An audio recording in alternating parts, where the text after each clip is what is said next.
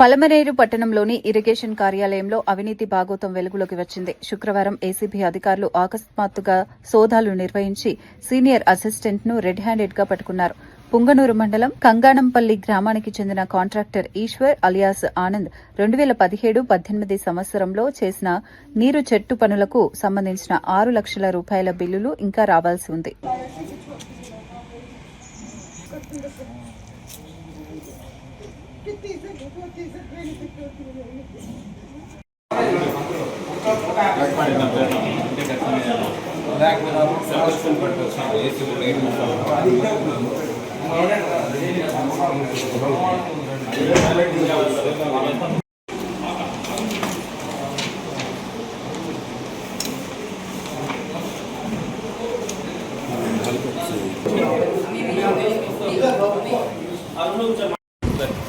ఇచ్చారా అమ్మాయి దగ్గర